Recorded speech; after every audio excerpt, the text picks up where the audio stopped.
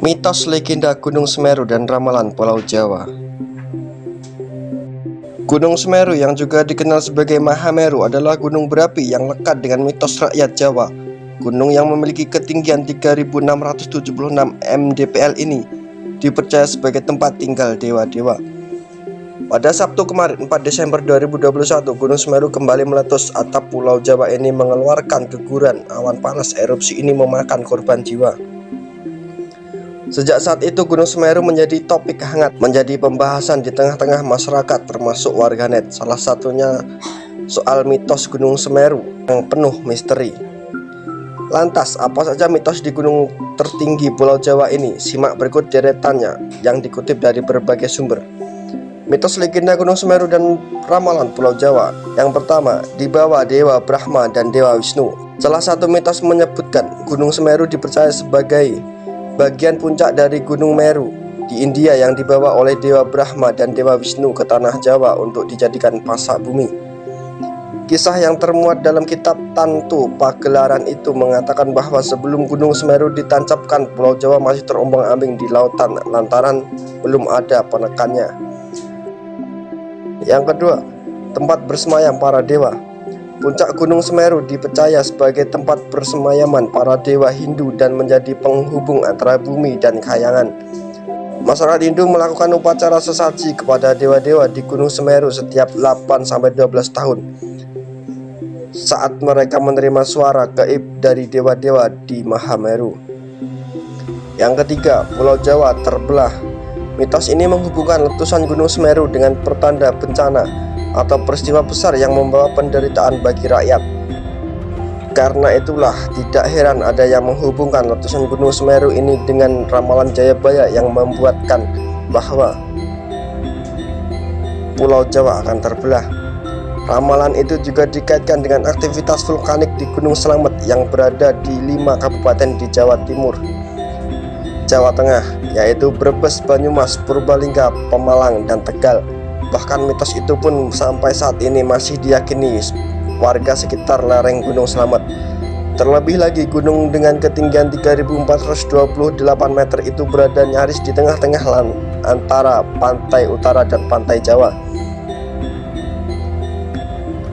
Cerita ini sudah lama berkembang di warga Banyumas dan sekitarnya. Yang dikaitkan dengan ramalan Jayabaya, mereka meyakini mitos yang menyebutkan Pulau Jawa akan terbelah jika Gunung Slamet meletus. Yang keempat, misteri kawasan Kelek. Bagi yang pernah mendaki Semeru, mungkin sudah tahu tentang misteri di kawasan Kelek. Kawasan ini merupakan lokasi yang terdapat banyak sekali nisan untuk orang-orang yang meninggal ketika mendaki Gunung Semeru. Salah satunya milik aktivis Choi Hok-ye. Konon ketika para pendaki melewati kawasan Kelek, para pendaki ada yang mengalami kesurupan roh manusia dan roh binatang. Yang kelima, penunggu Ranu Kumbolo. Misteri Gunung Semeru lainnya adalah kisah penghuni Ranu Kumbolo, danau yang berada di ketinggian 2389 mdpl ini, di mana masyarakat sekitar percaya keberadaan dewi berpakaian kebaya kuning di Ranu Kumbolo. Para pengunjung dilarang mandi, mencuci, bahkan mendirikan tenda dengan jarak 10 meter dari bibir danau.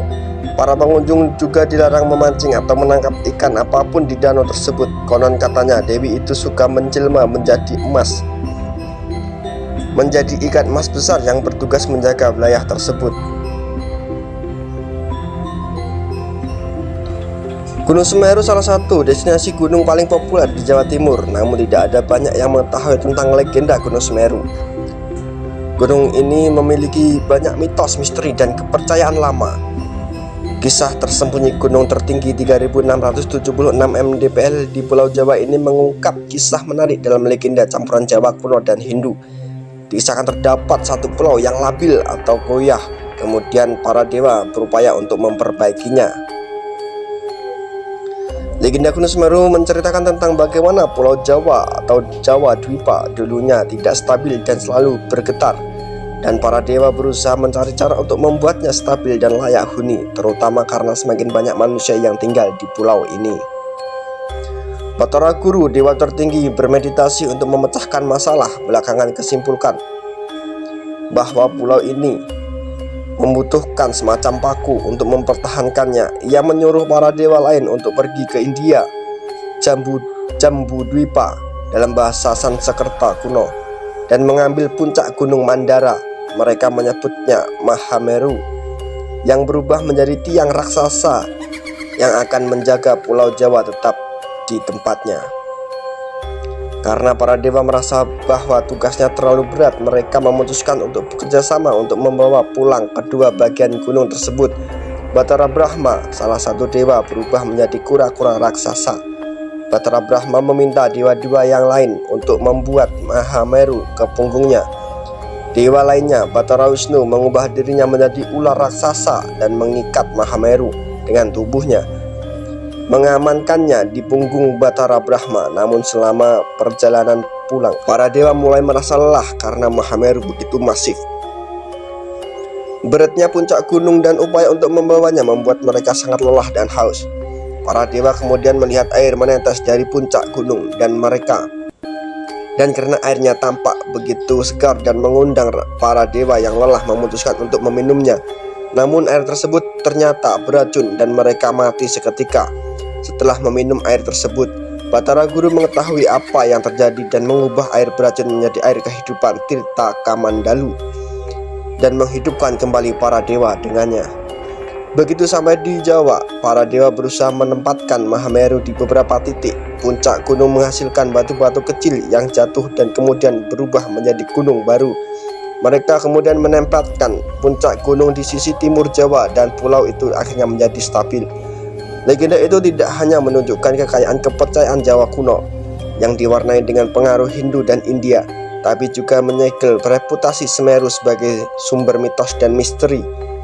Penduduk sempat percaya misteri ini dan bahkan menyarankan penjalan kaki untuk menghormati ketika mengunjungi gunung.